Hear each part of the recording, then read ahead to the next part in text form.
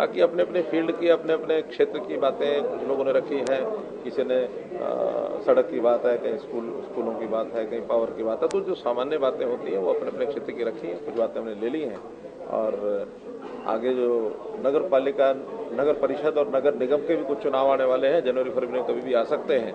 खास करके फरीदाबाद है, गुरुग्राम है, मानेसर है, अथवा कुरुक्षेत्र का है, अम्बाला छावनी का है, ऐसे कुछ चुनाव आएंगे, उसके लिए भी तैयारी करने के लिए हमने से बात की है। कुल मिलाकर पिछले महीने की बात और अगले महीने की बातें, ये सारी चर्चा में जो हमने की है उसके ऊपर चर्चा हुई है। चिरायु योजना को बहुत पसंद किया जा रहा है, हमने फीडबैक ली है, सब लोगों ने कहा कि बहुत अच्छा है, लेकिन स्पीड थोड़ी सी चिंता की गई कि स्पीड कम है, उस स्पीड को कैसे बढ़ाएं, क्योंकि उसमें कार्ड छपने के जो विषय है उस पर थोड़ी देरी हो रही है।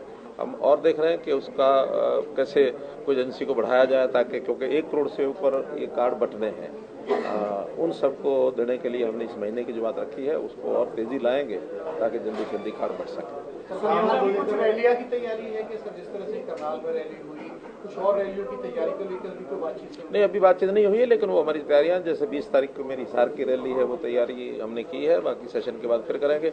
अगले 2-3 महीने या अच्छे समय होता है, ताकि इसमें लोगों को भी सपा समय मिल जाता है और जनवरी फरवरी का जो समय अच्छा रहता है उसमें हम कार्यक्रम करेंगे। हरियाणा सिख गुरुद्वारा जो मैनेजमेंट कमेटी है, आज उसके सदस्य आपसे मिले थे, तो जो बलजीत सिंह दादूवाल है उन्होंने इस्तीफा दे दिया, क्या प्रोसेस रहेगी आगे, किस तरह से आगे?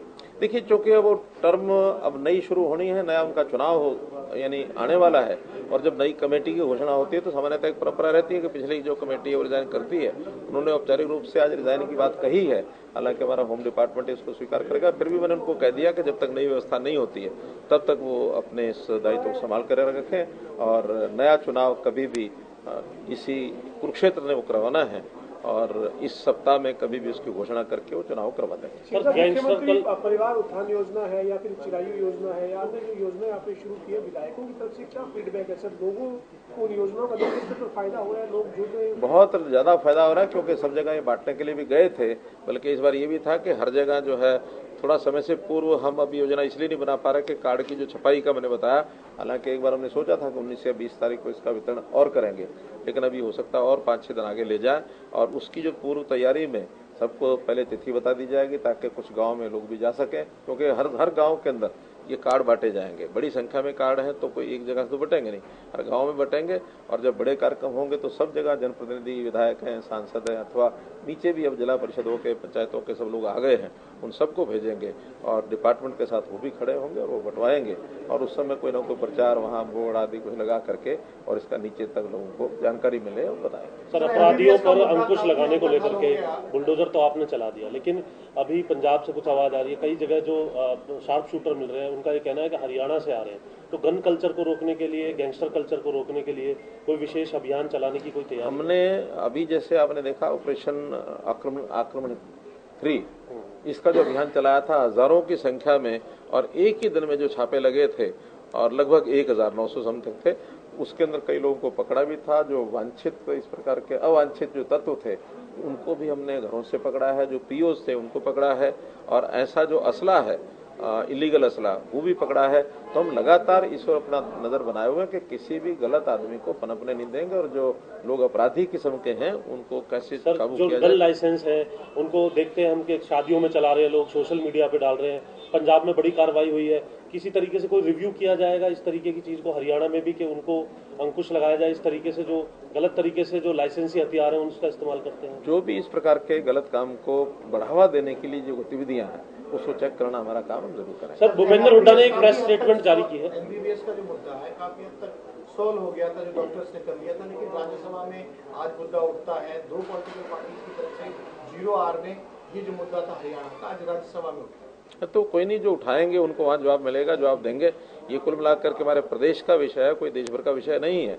और अगर केंद्रीय वहाँ से कोई एमसीआई से या किसी और जगह से किसी प्रकार का कोई निर्देश आएगा, कोई बात होगी, उसको विचार करेंगे।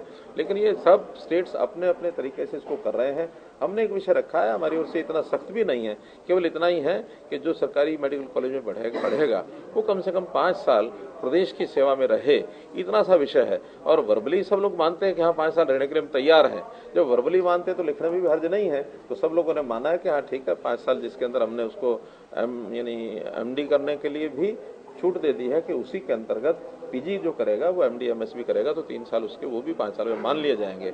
बाकी सरकारी सर्विस में कहीं भी जाए, अपने स्टेट में, दूसरे स्टेट में, केंद्र में, आर्मी में, कहीं भी जाते हैं तो उन सब जगह वो 5 साल की सर्विस मानने अपनी। सर, गन्ने के वृद्धि मूल्य को लेकर के भूपेंद्र हुड्डा ने भी प्रेस स्टेटमेंट जारी की है। गन्ना किसान बोर्ड मीटिंग करके और जो निर्णय लेना वो लेंगे, वो अपना इंडिपेंडेंट एक तरीके से निर्णय लेते लेंगे। हरियाणा के जितने अलग अलग हमारे डिपार्टमेंट्स हैं, उन डिपार्टमेंट्स में कई मामले ऐसे हैं जो लंबे समय से लंबित पड़े हैं, कई फाइलें हैं जो पेंडिंग है, क्या उन पर एक्शन लेने के लिए, क्योंकि अब तक 2018 से अब तक ऐसा कोई विषय, बहुत पर्टिकुलर विषय कोई है ऐसा कोई ध्यान में नहीं आया। कोई ध्यान में आएगा तो उसका जरूर चेक करेंगे। हरियाणा पुलिस के बच्चे कुछ पंचकुला में बैठे हैं कांग्रेस के कोर्ट के डिसीजन के कारण से वो सारा डिले हो रहा है और हरियाणा पुलिस की भर्ती हमने अपनी ओर से तो रिजल्ट भी निकाल दिया है, लेकिन कहीं उसके ऊपर स्टे लगा दिया कोर्ट ने। जो उसका न्यूट्रलाइजेशन का एक मुद्दा है जो अभी जज सुन रहे हैं, बीच में कोई घटना हो गई थी कि वहाँ का कोई अंदर सुनवाई के समय का वीडियो जो है वो बाहर आ गया और वो सारा उसमें कोई कठिनाई आ गई, लंबा चल गया, लेकिन हम चाहते हैं कि जल्दी से जल्दी उसका हल हो और हम उसकी ज्वाइनिंग कराएं। ये सरकार की ओर से विषय नहीं है, कोर्ट की ओर से। नहीं, एजी साहब को हमने कहा है, एजी साहब को कहा है कि वो स्वयं चाहे व्यक्तिगत बात भी करनी पड़ती है तब भी करें, और मैंने तो यहाँ तक भी कहा है कि अगर कोई लगता है कुछ मानो कहीं अंतर पड़ सकता है रिजल्ट में तो कुछ प्रतिशत रोक करके बाकी ज्वाइन कराएं। हमने निवेदन ये भी कोर्ट को किया है कि सबका ज्वाइनिंग नहीं भी देनी है तो वो 5% 10% रोक करके भी करा लेते हैं, ताकि कहीं रिजल्ट में अदल बदल करने से कुछ 10-20 बच्चों का अंतर भी आ जाए तो उसके अंदर पूरा हो सकता है। अन्यथा हम ज्वाइन करने के लिए तैयार हैं कि जो कोर्ट का डिसीजन होगा उसका फॉलोआउट जो भी होगा उसके हिसाब से भी बाद में निर्णय ले सकते हैं। तो लेकिन अभी कोर्ट ने परमिशन नहीं दी है, मुझे लगता है जल्दी दे देंगे। आपकी टीम का मूड कैसा है? आपकी टीम जो सब विधायकों की मूड है कहीं ना कहीं जो पॉलिटिकल पार्टियां हैं वो तो हमने परसों बता ही दिया था।